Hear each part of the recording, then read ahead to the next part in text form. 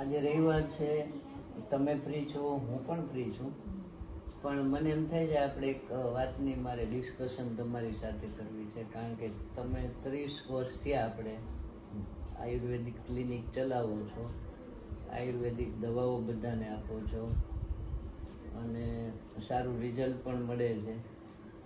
તમે BAMS કરેલું છે જામનગર યુનિવર્સિટીમાંથી. આવું હું બોલું છું એટલા માટે કે આપણે આ વિડીયો છે એ જ્યાં ગેરસમજણ થતી હોય કેન્સર અંગે એને માહિતી પૂરી પહોંચાડવા માટે છે. હમણાં એક વિડીયો મને મળેલો મારા કેન્સર ક્લબના ગ્રુપમાંથી, પછી લગભગ 50 જણાએ મને એ વિડીયો મોકલ્યો. એ વિડીયો પૂર્વ ક્રિકેટર શ્રીનો હતો અને એ વિડીયો મુજબ શરૂઆતમાં એવું લોકોને ગેરસમજ થઈ કે ખ્યાલ નથી મને, કે એવું જ જાણવા મળ્યું કે કેન્સર માત્ર લીંબુ પાણી 2-3 આયુર્વેદિક જે કોઈ દવાઓ છે ઘરગથ્થુ હળદર ને લીમડો ને તુલસી ને એનાથી સંપૂર્ણપણે એમાં એમને મુક્તિ મળી.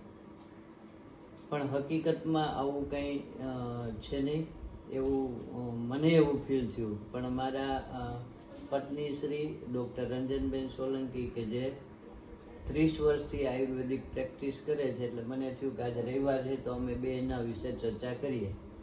તો હું તમને પૂછું છું કે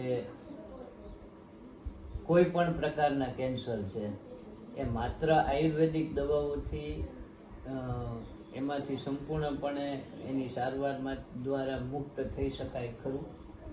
ના, ન થઈ શકાય. જો કેન્સર આપણે આવી જ ગયું છે રિપોર્ટમાં, એની સ્ટેજ 1, 2, 3, 4 આપણે જે મેટાસ્ટેટિક સ્ટેજ કહીએ છીએ, તો પછી તમારે પ્રોપર ઓન્કોલોજિસ્ટ કે જે કેન્સરના જ ડોક્ટર છે એની પાસે જઈને જ જે કાંઈ પ્રોપર ટ્રીટમેન્ટ, એમાં આપણે કહીએ છીએ કે ટ્રાયેંગલ કરવો પડે, સર્જરી, કિમોથેરાપી અને રેડિયેશન. તો એ ડોક્ટરો જે આપણને સજેસ્ટ કરે એ સંપૂર્ણ ટ્રીટમેન્ટ લેવી જ પડે. આયુર્વેદ છે એ તમને ન થાય તો રોગ થાય જ નહીં એના માટેની પ્રિવેન્શન માટેની ટ્રીટમેન્ટ છે. અને ત્યાર પછી કે હવે તમે આ બધી ટ્રીટમેન્ટ કેન્સરની સંપૂર્ણ લઈ લીધી, ત્યાર પછીની એટલે કે એક તો પ્રિવેન્શન માટેની ટ્રીટમેન્ટ છે અને પછી બીજું રિકરન્સ ન થાય, એટલે કે કેન્સર તમને ફરીથી ન થાય એના માટેની ટ્રીટમેન્ટ છે. એમ નહીં તો પછી ઘણા લોકો છે માત્ર આયુર્વેદિક ટ્રીટમેન્ટ કરતા હોય તો એના માટે કઈ સલાહ ખરી? હા, લઈ જ ન લેવાય. ખાલી આયુર્વેદિક ટ્રીટમેન્ટથી જો તમારે કેન્સર આવ્યું હોય તો એનાથી તમે સાજા ન થઈ શકો. તો તમારું કહેવાનું એમ થાય કે એલોપેથી અને આયુર્વેદનો સંગમ કરવો પડે. 100%. સંગમ એટલે પેલા અને પછી. પેલા આયુર્વેદ સરળ જીવનશૈલી માટે, તંદુરસ્તી માટે અને કેન્સર કે એવા મોટા ભયાનક રોગો ન થાય એના માટે.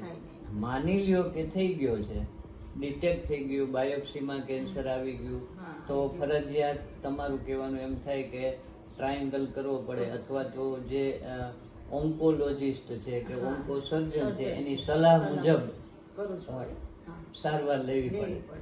અને ફરીથી રિકરન્સ ન થાય, એટલે કે ફરીથી પાછું કેન્સર ન થાય એના માટે આયુર્વેદ છે એ ખૂબ જ કારગર છે, લેવી જ જોઈએ અને સતત લેવી જોઈએ. જ્યાં સુધી તમે જીવો ત્યાં સુધી અમુક આયુર્વેદિક મેડિસિન લઈ શકો હેલ્ધી લાઈફસ્ટાઈલ માટે. એટલે કેન્સરના રિકરન્સ માટે આયુર્વેદ જરૂરી છે. એટલે તમે કેન્સરના દર્દીઓને આવી દવાઓ આપો છો? હા, આપીએ છીએ. એક તો મારા હસબન્ડ છે એમને જ આયુર્વેદ આપણે કેટલા 5-4 વર્ષથી થઈ ગયું છે, ઓપરેશન કરાવી નાખ્યું છે, રેડિયેશન એ સંપૂર્ણ થઈ ગયા છે અને ત્યારબાદ અમે છેલ્લા 3 વર્ષથી આયુર્વેદિક ટ્રીટમેન્ટ લઈએ છીએ. એનું જોઈને